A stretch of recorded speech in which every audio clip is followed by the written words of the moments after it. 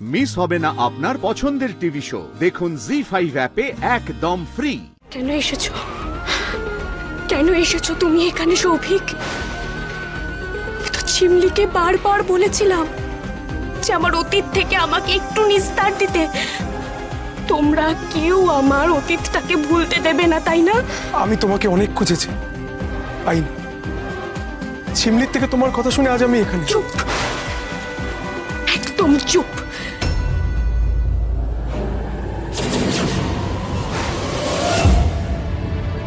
যখন আমি আমার সব থেকে কঠিন সময়ে তোমার পায়ে পড়েছিলাম, তোমাকে বলেছিলাম সৌভিক প্লিজ আমার পাশে থাকো, আমাকে ছেড়ে যেও না, তখন তুমি কি করেছিলে সৌভিক? দূর দূর করে আমাকে কুকুরের মতো তাড়িয়ে দিয়েছিলে।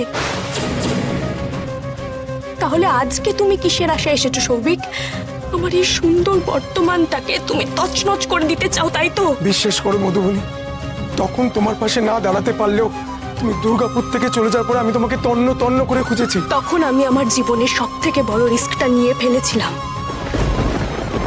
তখন আর আমাকে খুঁজে কি হবে? চলে যাও সৌভিক, চলে যাও এখান থেকে। আর কোনোদিনও আমার চোখের সামনে এসে দাঁড়িও না তুমি। যাকে খুঁজছিলে জেনে নাও সে মরে গেছে।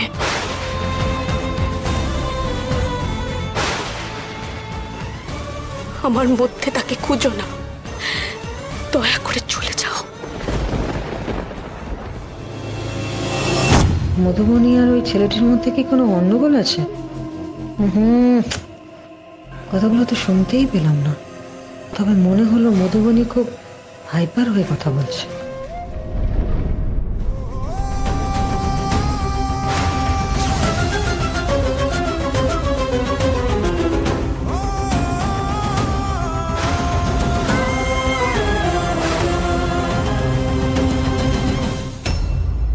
দাদা,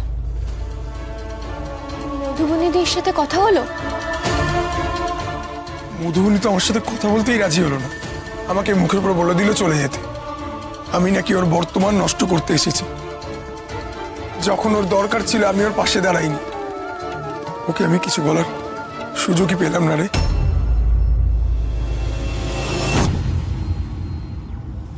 মধুবনীর সাথে কথা বলে এখন আমার জিমলির সঙ্গে কথা বলছে, তার মানে জিমলি, মধুবনী আর ছেলেটা কোনোভাবে কানেক্টেড।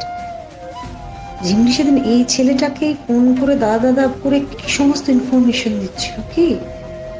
ও গড, এতগুলো সত্যি এখন তো আমাকে জানতেই হবে।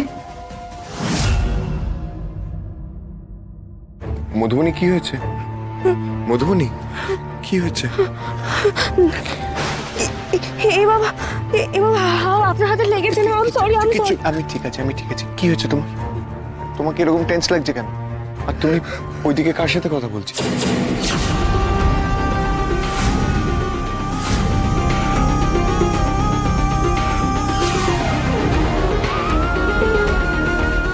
আমার ওই অতীতটাকে আমি কিছুতেই সামনে আসতে দিতে চাই না। এই মুহূর্তে মিহি যখন ওর পাপাকে পেয়েছে, জীবনটা একটু গুছিয়ে যাচ্ছে, তখনই কেন আবার সৌভিক সামনে এসে উপস্থিত হলো? আমি কি করে আড়াল করবো নিজের অতীতটাকে এবার? জি5 ডাউনলোড করুন আর সব এপিসোড দেখুন একদম ফ্রি।